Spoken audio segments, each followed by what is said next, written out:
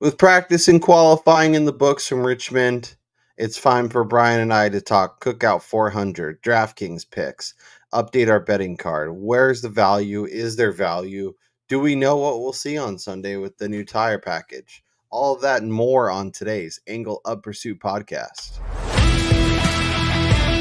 Ross Chastain used the wall all the way around this racetrack. Logano has been the class of the field. Check out the big brain on Brad. Yeah, I need to change my underwear.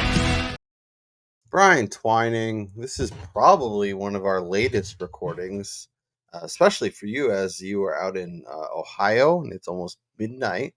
But we are here for the people to get it in to talk all things cars going left, to figure out where the value is at this point of the day in Richmond, as well as talk DraftKings, because we're going to have some decisions to make. It's going to be an interesting week, to say the least.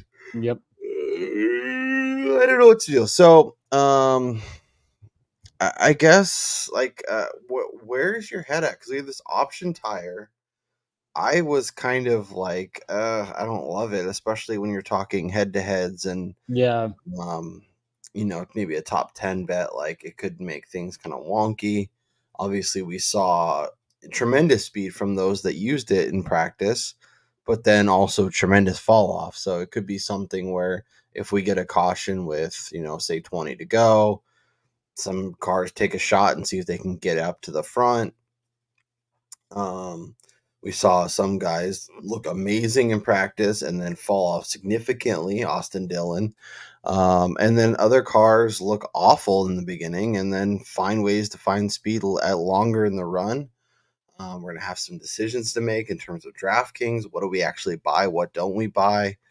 All that. But I guess where is your head at in terms of what this tire means for, we want to find drivers that are starting near the back that we think can move forward.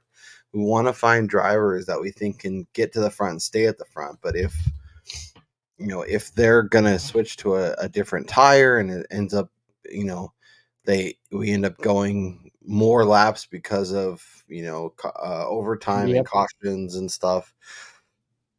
I guess it's just, I don't know. It feels like a scary week to get really invested. And I'm kind of like wondering if we should pull back on the reins just a bit. So that's pretty much my exact thought process this weekend. I mean, partly too, because I wasn't able to actually watch practice, which has become a routine for me to watch the raw data. And so, you can look at all the lap averages and all that stuff, but a lot of that data is going to be skewed because on NASCAR's site, they're not basing that off of who was running what tire and when. So, some of that is taken with a grain of salt. We saw some guys surprise with speed on the option tire, but like you said, there's that significant amount of fall off. That said, it sounds like the run on the option tires is about 25 to 30 laps, and the real debate is going to come when you start trying to figure out, does the gap that guys on option tires that they're able to make on guys on the prime tires, can the guys on the prime tires actually make up that gap when they're having to drive through the field in order to get to the front on the guys who maybe are able to actually preserve those option tires a little bit better if they're running up front as opposed to driving with traffic. So like you said, this weekend's race is going to be really difficult because if you get an ill-timed caution and say somebody has already used all 4 of their option tires and they're stuck on primes and they've been there all day, they're effed. You can consider them non-compete at the end of the race. Well, and they also have on the option tire, you said 25 to 30 laps, but that's with clean, air and whatnot. If you're if you're 17th and you have to drive to the front and you're working harder to get up there, maybe that 25 or 30 is all of a sudden 15 or 18.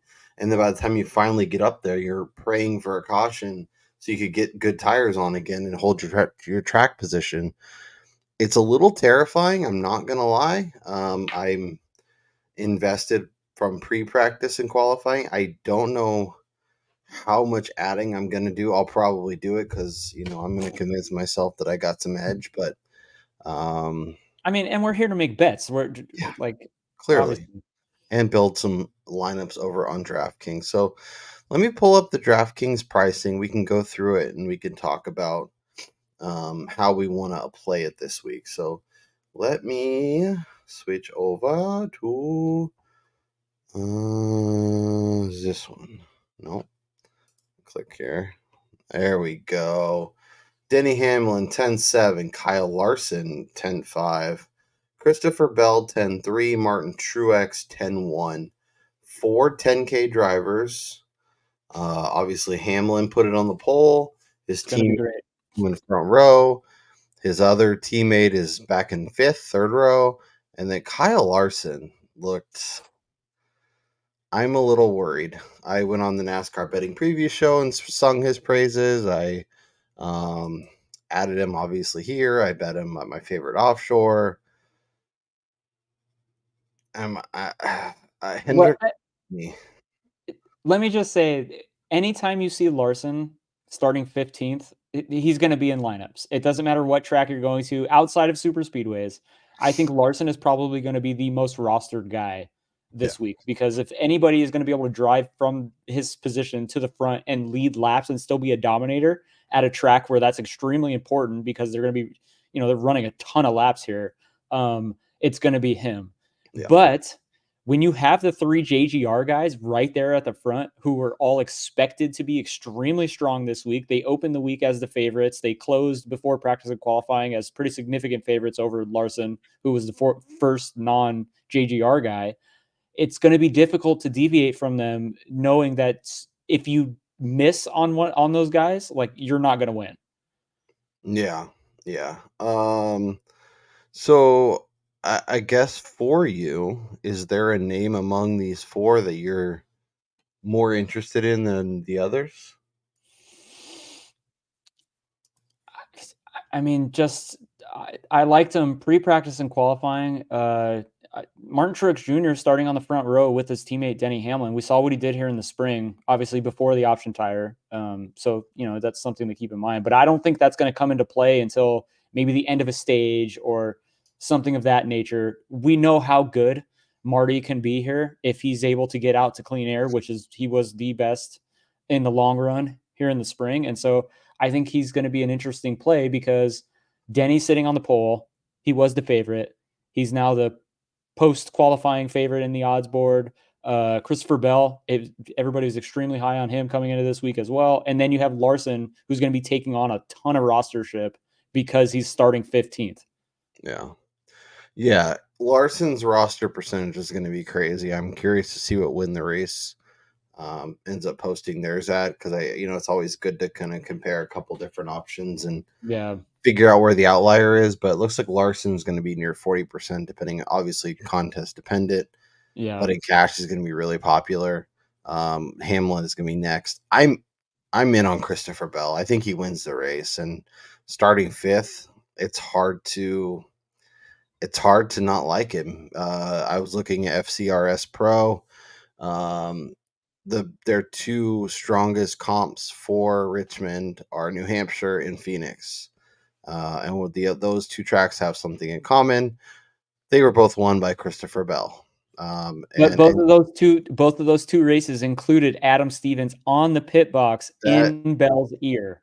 That is my concern, and I've already faded him in matchups, so tempted to hit the outright and kind of balance my exposure.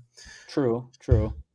But yeah, no, that is a concern. That when you, especially at a race like this where we have multiple tires, we have some really serious decision making to make. Like, obviously, Adam Stevens is probably still going to be the one that's helping make those decisions, because he's going to be at the JGR control room or whatever, but he's not in the ear of his driver. And there's definitely something to be said when you have a crew chief and a driver's relationship playing a factor in racecraft. Like, you look at Kyle Larson and Cliff Daniels. I mean, Cliff Daniels is probably the guy that talks Kyle Larson into wins sometimes. Well, and the other thing is they have that rapport, so they know, okay, I need to help my driver out here, or I need to shut up and let my guy just do his thing. I don't need to talk. I don't need to, we built that relationship over the years. So I'm a little, yeah. But it's just like there's so many things that make it so compelling, and when we're Yeah, talking about an outright price, like he could just dust the field, and it won't need a decision to be made, and he'll just win. So, but he's gonna have lower ownership than probably the rest of these three drivers. Him, that's a Truex will good be a little point. closer. His outright price is the longest of the other Toyotas. Um, and you're saving a few $100s by, I mean, you're saving a couple hundred off Larson and Hamlin, and it's just a little more expensive than Truex. Plus, you get a couple extra spots. Like it's just so easy, such an easy click for me. Um, and Richmond won. He started 29th, ended up finishing sixth in that race. So starting all the way near the front, like I feel pretty comfortable in him at least being able to maintain a top 5 day and potential, and I think he can win the race. Yeah, I mean, obviously, I don't think not having Stevens prevents him from potentially winning. I just think that it adds a just one extra, wrench into the race itself. That with in addition to the option tire, like who knows how that's going to play out. Yeah. Yeah, and like Truex had so much fall off in the 25 and 30. Like once he hit 20 laps, he fell off pretty significantly. That's my concern. And then obviously Hamlin not as much fall off, but he also didn't have the same speed. So I don't know. I'm a little more scared where Bell was able to keep it super consistent in practice. And that's something that we're looking for when we're talking about a guy who's, you know, basically starting in the top five, need him to keep it there most of the day. Yeah. Yeah, I mean, again, though, I think with the practice numbers, you got to be careful because you don't know how hard they were running or were Yeah. they in traffic, like were they clean air? Yeah. It's a real dilly of a pickle. Yeah. Let's talk the 9K. We have Ryan Blaney starting 11th. We have Brad Keselowski starting 29th. Byron starting 13th. Chase Elliott 4th. And Joseph Logano starting 9th. A lot of these guys are either at or inside the top 10. Keselowski is going to be really easy Oh click. yeah. Starting 29th. He found tremendous speed in the end of runs in practice. RFK, we expect them to be good here. Obviously we've kind of harked on their results in Phoenix and kind of how they were able to manufacture and lock box there, but they've been good Yep. on shorter, flatter, and Busher was awesome once again in practice and qualifying. So I expect Brad to be really good.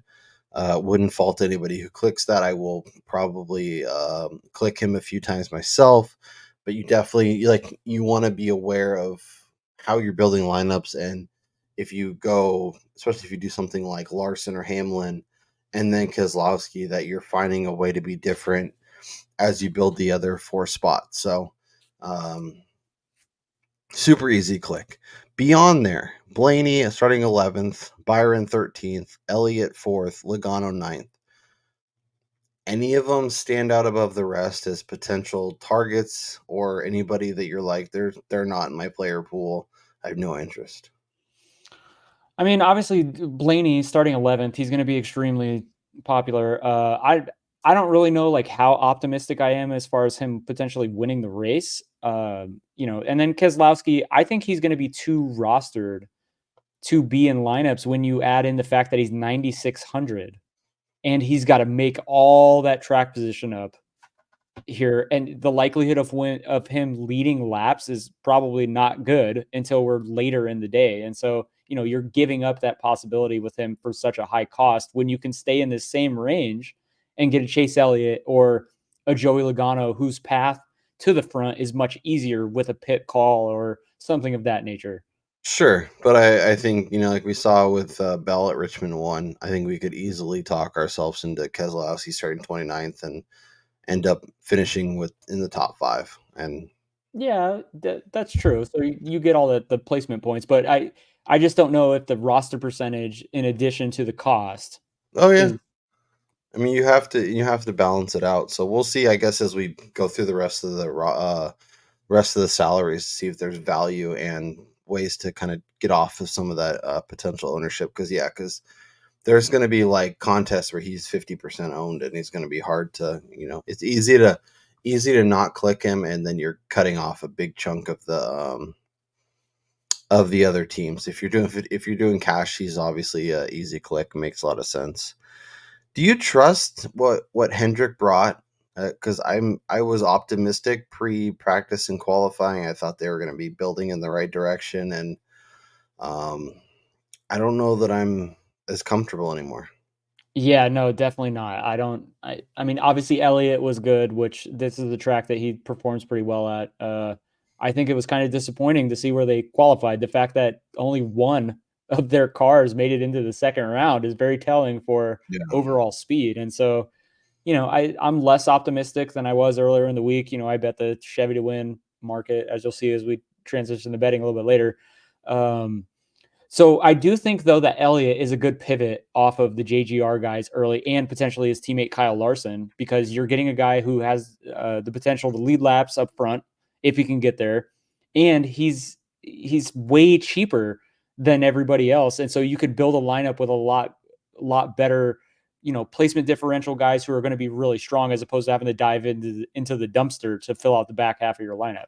Yeah, and I think starting like a Keselowski Elliott could be really fun and be a little unique because you're not diving into any of the Toyotas. Yeah, So if I you were mean able to that's just a risk, but sure, but if you want to be a little different and avoid, you think, oh, here comes the fall off from, Hamlin and Truex, and by the end they won't really be factors, which is kind of scary, but could be a unique way, especially in tournaments. I don't know if I'd do that in cash, but yeah, yeah, I'm a little more optimistic. Logano's interesting. Like it's just like every time, like he's always a little more expensive at the betting window, a yep. little priced up in DraftKings. Like I don't want to not click him, but also I don't really want to click him.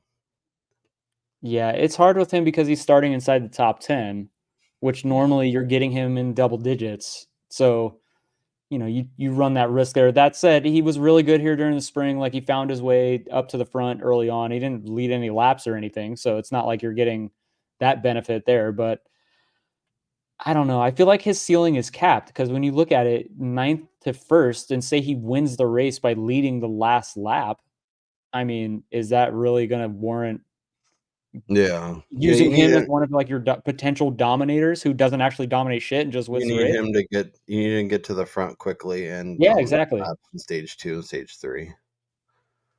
Which is definitely something that a guy like Logano would do, because you know how they like to play the strategy crap and take 2 tires instead of 4 and all that stuff. Yeah, just need him to hold that top 10 finish. Let's talk 8K. Chris Buescher starting 7th. Tyler Reddick starting 10th, who found a ton of speed at the end of his runs. Alex Bowman starting 17th. Ty Gibbs starting 14th. Kyle Busch starting 12th. RCR. Huh? RCR in total. I'm but like, what does it say about Kyle Busch that like in practice, Austin Dillon was incredible until lap 30?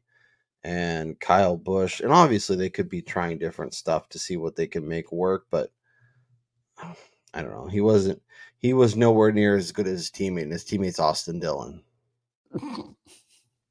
I think Kyle Busch is more checked out than Martin Truex Jr., who's retiring. Let's just get that out of the way. Yeah. Yeah. So I have no interest, especially starting 12th. Yeah. I'm hoping we get a little extra value at the betting window, but I'm not optimistic on that. Um, Ty Reddick, I mean, This Reddick is found speed over 25 and 30 laps. He was the 5th fastest average speed. Obviously, like you mentioned, with tires and traffic, and that could, those yeah. numbers can be noisy, but, um, I think we're both not super optimistic, and you're a Reddick like fan. So obviously, if you're not optimistic, there's reason for pessimism. I shouted him out as a guy who wouldn't finish inside the top 10 on the NASCAR betting preview show. Um, but Yeah, like, So But he was also really good at Richmond 1 until he wasn't. yeah, but that's the thing though, is like he track at this particular track, like that's kind of his track history to, Yeah. use the word Yeah, and again. you have to buy, like, him and Blaney's, are both, like, have been strong, have been good on this track type, but for whatever reason, Richmond does not work. Yep.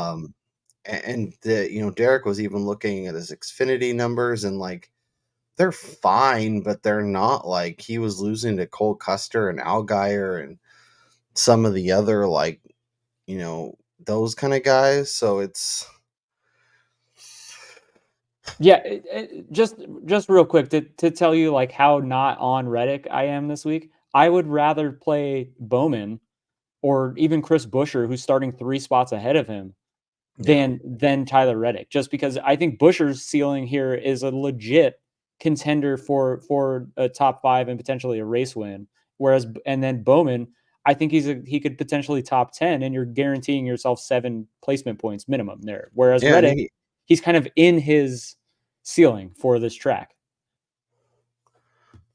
yeah, and Bowman found speed too. Like he got better Yeah. on the long run, so it's hard to figure out what we're doing with Hendrick, but given where he's starting and his recent form, maybe he can, top 8, top 10, have a nice day.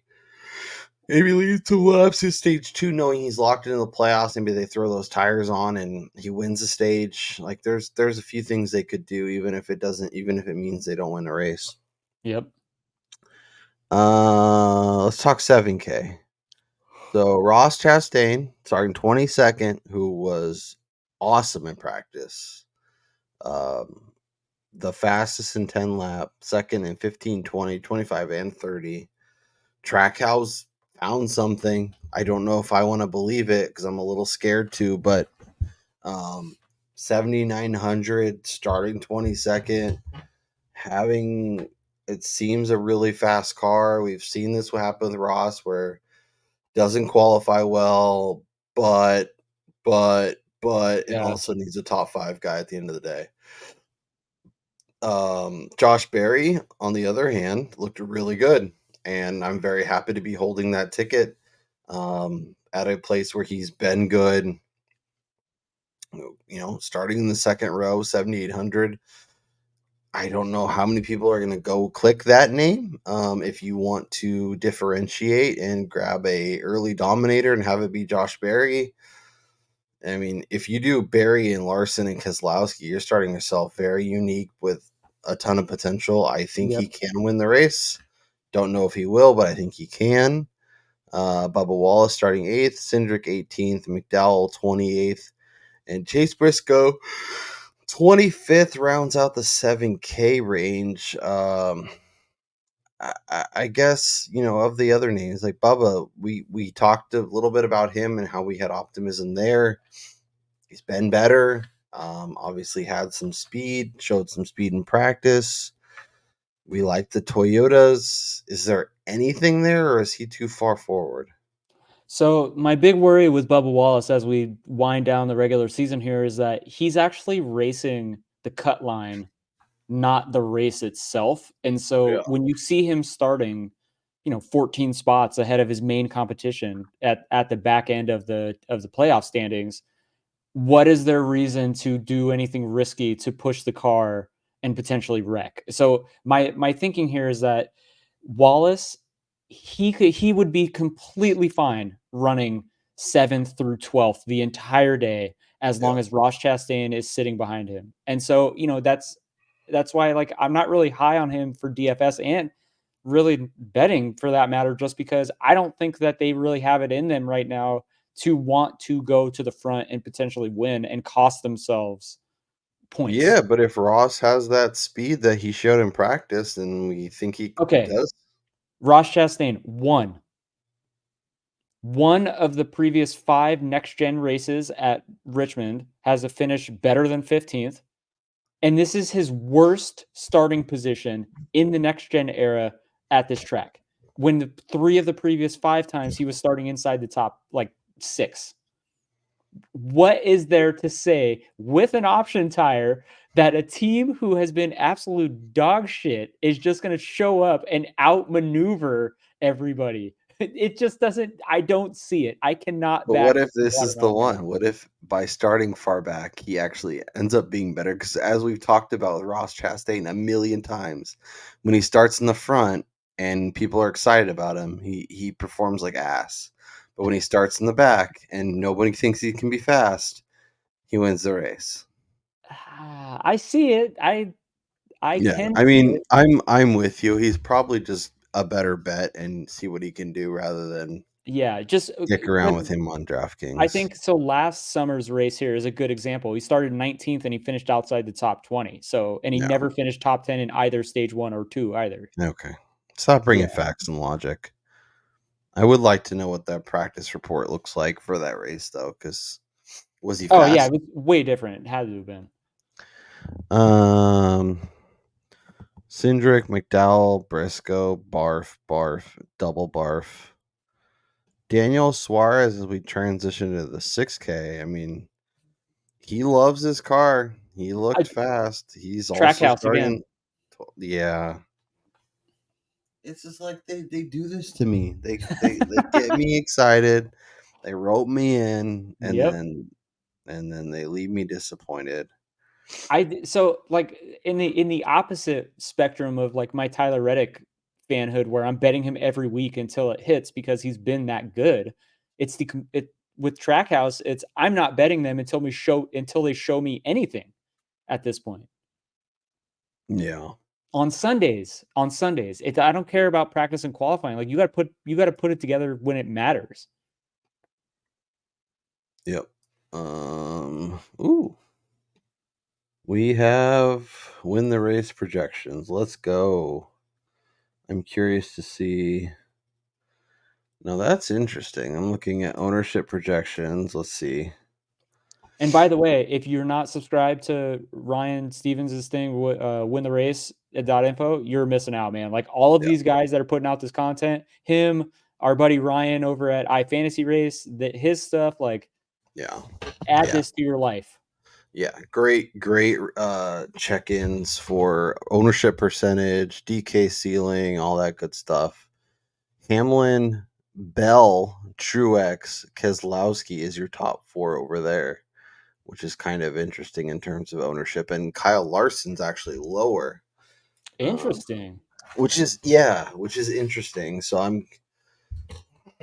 I don't know. Like, obviously they have math and stuff that makes way smarter than me, and that's why you get to use a little double check your work, figure out what you like. If you trust your gut more than your numbers, then Yeah. go with that. Um, yeah, yeah, that's interesting for sure.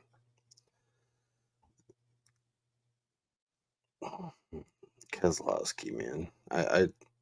Yeah. You like anybody else in the 6K range? Anybody that's tickling your fancy? Anything like, I mean, Justin Haley. I know we're not at a mile and a half, so I don't love him Oh. quite as much. But 36th, Look, I gotta string together a really quick DK for the Substack because it's so late here. You know Justin Haley is on that as as my final guy, starting at the back of the field. Like, yeah, if you don't think that he's going to be able to get inside the top 30 or even get inside the top 25, like the dude is a master at just keeping the car alive.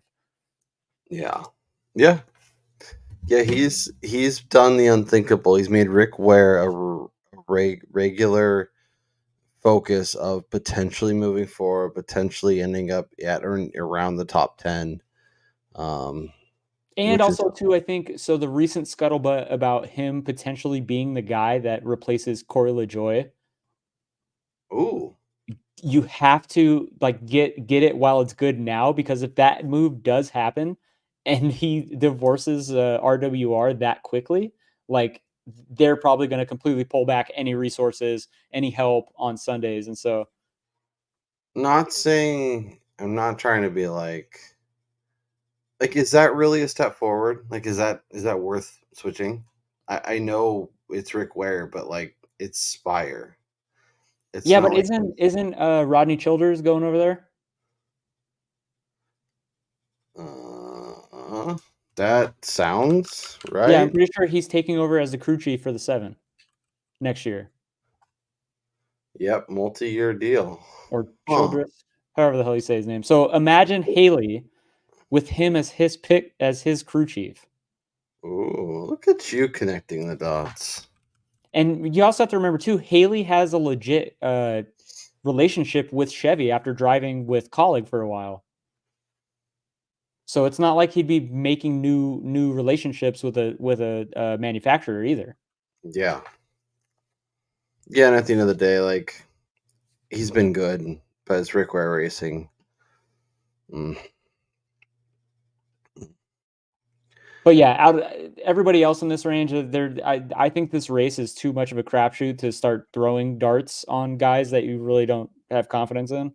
Yeah, well, and then let's look at the 5K because, like, I think taking shots on Stenhouse or Priest or John Hunter, like, how much worse are those guys than Gragson starting 16th or Eric Jones or Or even Carson? Haley, like, Yeah, yeah. I mean, we even got some we got some like sub 5K guys. Oh, Can damn. we convince ourselves that Harrison Burton or Riley Herbst are Shit, worth taking? I'd bet Herbst. I like that. $4,600. Yeah, like if he makes us makes our lineup so much better, Yeah. kind of interesting. All Let right, me just well, say that Parker Retzlaff, yeah, he'll be a lap down within like 5 laps. you I mean, gonna give him that long? that 66 car is bad. I don't know why they allow it to still take the track. Yeah, it's pretty crazy. And you completely skipped over it. Like, do you have any interest in Austin Dillon starting 6th?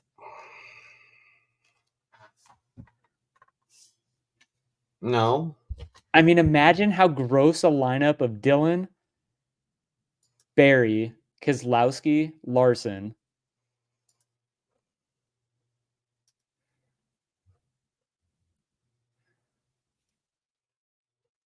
Yeah, let's just like transition here. We'll start the first gross build here.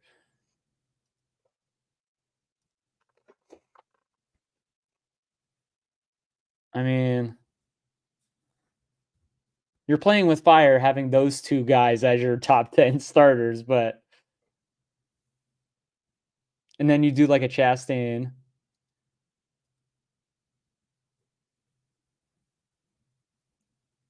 do we do Kyle Busch since I was our? just gonna say, if you liked what you saw in practice with them, something's got to click. That said, look, I don't think Kyle Busch is like in it anymore at the rest of No. this year. What about Bubba? Yeah, but then you have 3 guys starting inside the top 8 who are all like dart throws. I mean, do we just double tap Trackhouse? Shit, why not? God, that lineup is disgusting. That's the most disgusting lineup I think we've ever made on this show.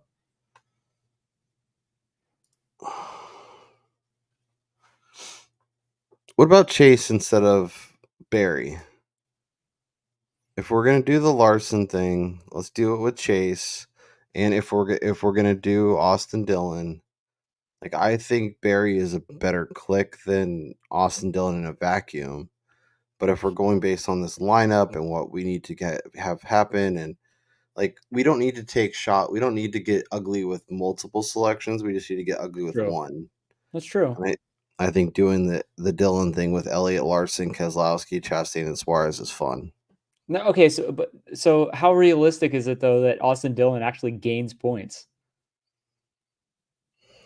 Like, do you think he could lead laps if he say he pivots or say he like goes option tire while everybody else does prime, and so he leads like 20 laps, but then he falls back and he's like running mid pack. He's not finding the top 10 again. Like, could You he know, finish 13th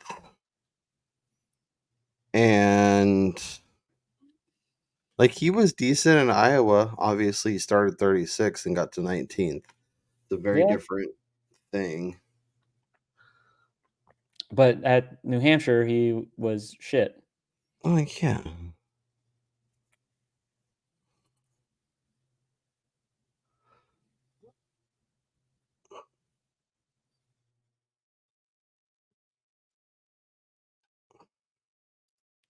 I mean, this screams tournament lineup.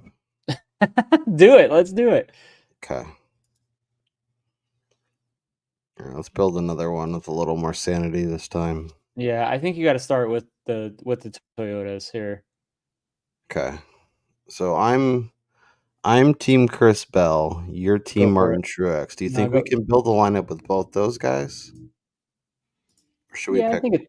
I think it's possible for sure because I could see both of them leading triple digit laps. Yeah. Oh, this has to be Haley, starting 36, Okay. 6,000 all day. Stenhouse or Herbst or Hemrick. Man, I mean, if we want to, let's just do that for giggles. Look, already up to 9,400 for the final two spots. Look at that flexibility. I I mean, we don't don't have hate to it. get that gross, I guess, but um, if we do like Stenhouse, that gets us to almost 9K per driver. And we don't even have to get to like 9K if we.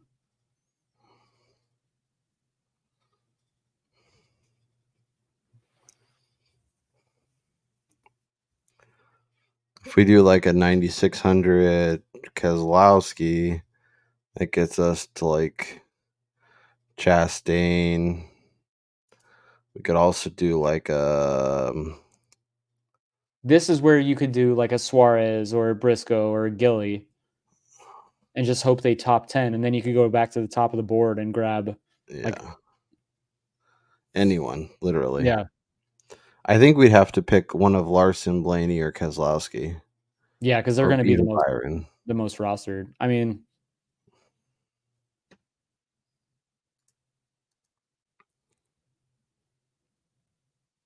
the HMS thing is legit, but you know, obviously William Byron always seems to find himself up front when he's running good. So Yeah, but we have the outright, but his odds got longer. yeah. And I have like this weird feeling of just seeing him running around in like 17th place all day. So this is probably the Blaney ad then. Yeah, I mean, or we could just do Larson. Yeah, it's gotta be Larson then. That's 4 spots. Like Blaney. So the thing about Blaney is like, do we trust his recent, like, because we've talked about it. There's some guys that are just bad at tracks no matter how good or bad they're running, and Yeah. vice versa. They can be awesome at tracks no matter how good or bad they're running. And this has been a house of horrors for Blaney. So it's like, do we really want to in a lineup where I mean, I guess. I think recency, like not even recency bias, but just how fast he's been of late, heading into the break. It's almost like how do you not want to back him? Yeah. And we're also getting off of some ownership by going to him, Yeah. and we're also leaving 1,300 on the table. So in terms of projected ownership, I guess what we could do with that 1,300 is get rid of a Stenhouse and go down and get somebody who we feel much better about, like a Briscoe.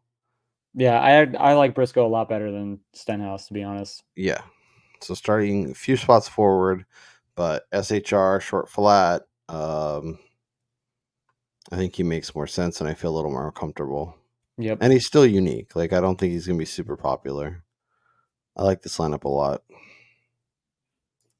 It's probably going to be the worst one, and the first Yep. one's going to cash. Yep. It always does. Okay. One more for the road. Do you want to do a Truex one? Do you want to do a Hamlin one? Do you want to? What do you want to Yeah, do? let's start Denny. Okay. If we're gonna start Denny, Do we want to avoid Reddick? Do we want to avoid Gibbs? I have no feel for Gibbs here. I don't trust him at all, but Yeah, no, I think it's fair. Let's see. I actually like Bowman in this spot. Okay. Let's put Bowman in. Do you want to pair him with another HMS option? You don't have to. I mean, you could do Elliott and Hamlin as the two guys that we have up front. Yeah. We could also do Barry and then give ourselves more flexibility, but it's like So the I guys like that are. that. You like that? Yeah, because I think Barry's going to be good. Just I do too, and I don't think we put him in any lineups yet. yeah. All And then right, we we can need. decide if we want to be a little more balanced or if we want to get ugly and then give ourselves a stud. Yeah, I was going to say we need to go to our dumpster. Okay. So if we'll dumpster dive here in a second. What's the more expensive option? Do we want Byron? Do we want Logano? Do we want Busher? Gibbs, Reddick?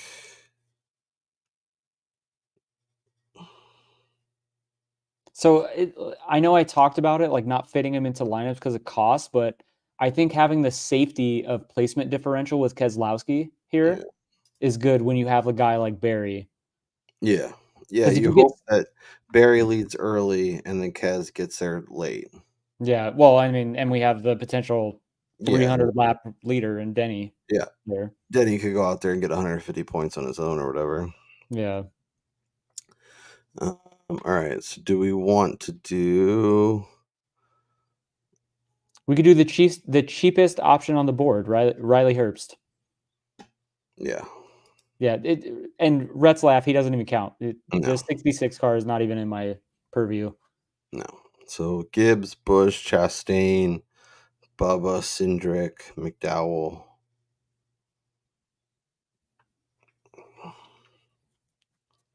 I don't love any of them. Again, No. Let's see.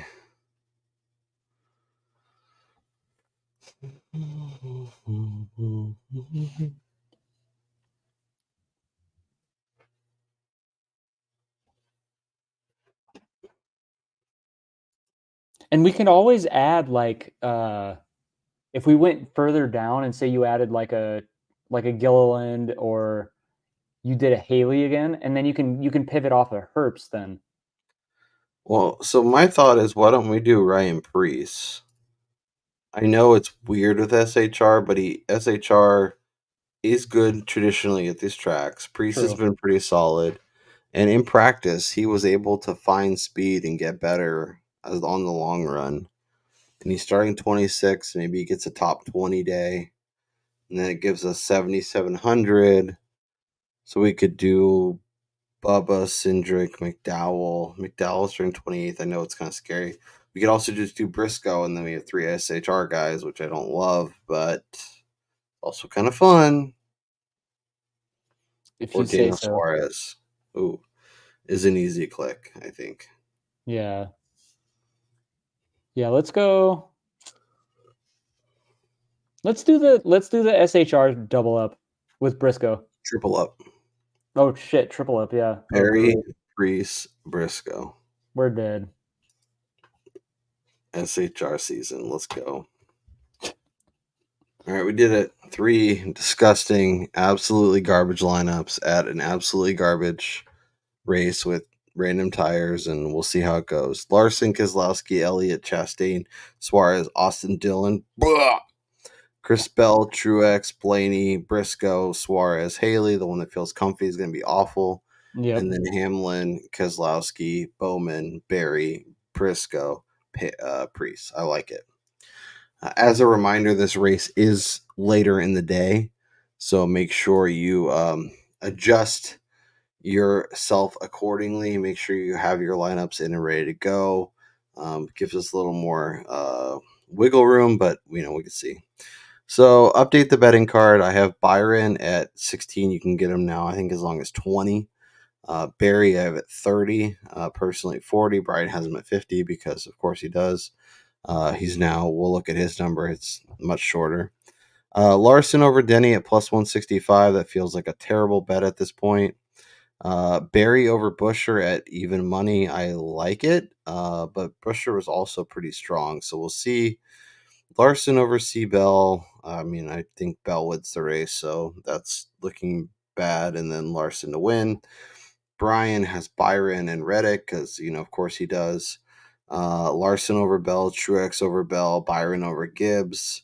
Bowman to top 10, which I think is probably your best bet sitting on your card at plus 150. Although we could Yeah. look at his number because, some of these guys, even though they look better, don't qualify quite as strong, and then all of a sudden they're looking pretty good. I like your Busher plus 475 to be top 4. I think that's a really good number. And then you have Chevy to win. Hopefully Chastain could do that for you, but at plus 270, I love that. Yeah.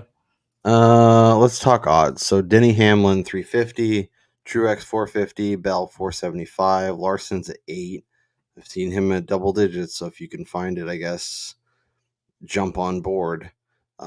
Given what we know now, are you betting any of these 4 guys? Nope. Okay. Yeah, I think I'm with you. Yeah, I just don't bet numbers that short to begin with. Like Denny at 350. I know, but we have to be. I think we've seen that we have to be more open, but I don't feel like Bell is the one I would bet just because he's a little bit longer. I've seen plus 550, but also he's starting the farther back.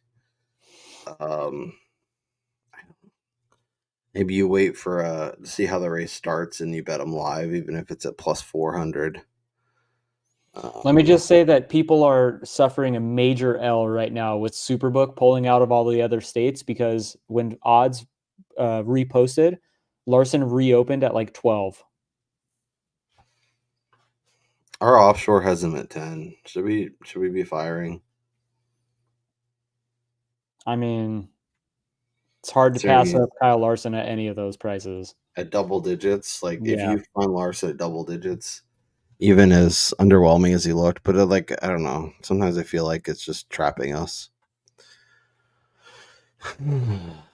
Next range. Elliott's still at 12. He's kind of interesting. Logano at 12 is kind of interesting. Josh Berry at 14. That locked in that CLV. I mean, we can cash out. Shit, I Reddick at so wish that you could do that. yeah. Play like an options market. Blaney at 16. I think I've seen longer.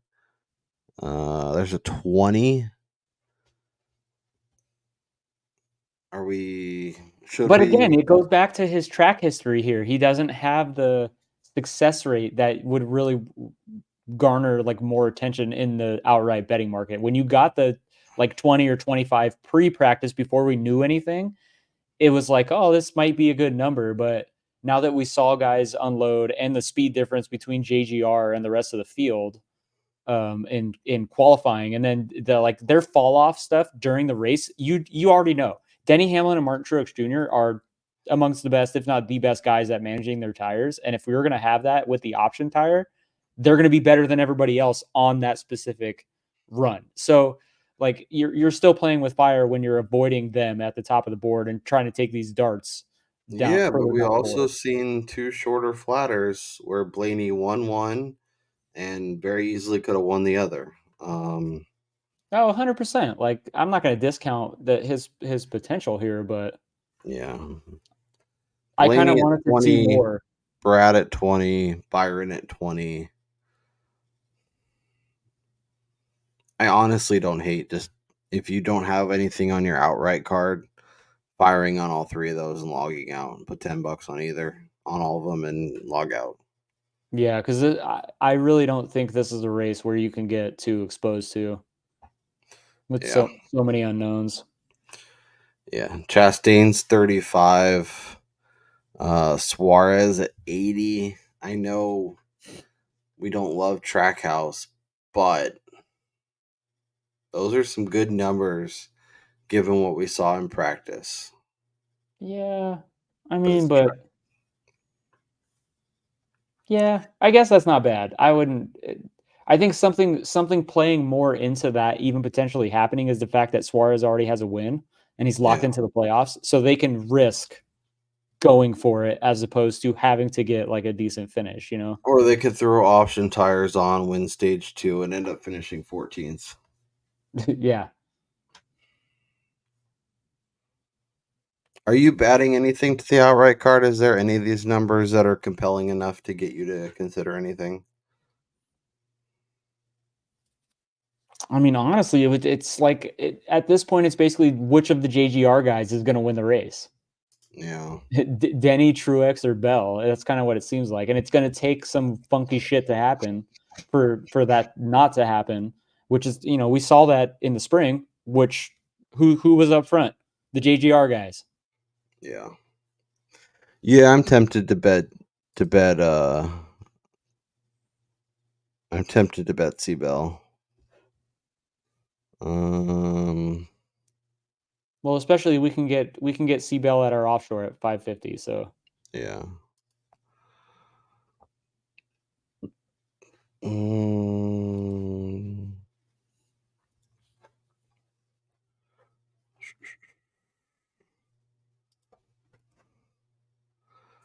plus what is what's the Busher number now for top Ford? 420. So he's basically the same. Damn. Yeah, I think that's a great bet if you Yeah, can that's get a it. bad number in my opinion. I think we know what Brian may be writing up for the newsletter. AOP podcast at substack.com, AOP podcast at substack.com. Brian's approaching almost 1 a.m., so it may be abbreviated this week, but we will at least get you some thoughts on there and our full betting card and all that stuff. So Yeah. at least, Brian, we have all the bets out and stuff. We're not waiting for stuff to appear, so that's kind of nice. Yes. All right, those are our thoughts on DraftKings. We looked at the outright card. Approach with caution this week. I'm really curious to see what Wormy says in his pre-race poll. It's 2 hours before, Yeah, so it'll be at like 1 o'clock West yeah, Coast time, 4 4 p.m. o'clock West Eastern. Coast. Are you going to be flying during the race? Yeah, so I'm going to be watching it on my phone or on a computer, yeah, streaming. I really hope you have something going live so you're screaming back in like 13B and just losing your shit. Oh, that would that'd be so good. Oh, and I would not be opposed to it either. If I was sitting on the pre-flop bet I made on Tyler Reddick and he was coming to the end to win the race, you Or bet your Josh ass. Berry, if that 50-1 is like Oh, live, that's true. Yeah. I'm here for it. Please get the stewardess to record you like just having a meltdown back in your seat and just it'd be so good. I'd be telling everybody on the plane, "Drinks on me." Yeah. Enjoy the race. Let's cash some winners. Let's hit some winners on DraftKings. Check in on the previous poll. Subscribe to Win the Race and iFantasy Race if you have the ability to do so. Check out our Substack, AOP Podcast at substack.com. Newsletter in your email inbox every race day for free. Subscribe to the video YouTube page if you have not yet done that. We're trying to keep those views and subs and everything going up. That is Brian Twining live from somewhere in the middle of Ohio. I'm Canton. Kyle Robert. Enjoy the rest of your weekend, and we'll be back on Wednesday in your feed to recap the race, what went right, what went wrong, and keep this train moving as the NASCAR playoffs start, in In a less than a month. month? Yeah. Yeah, we have 4 races left. Crazy, crazy, crazy. So Yes. we'll check all of that out and more. Enjoy your weekend, and we'll talk to you next time.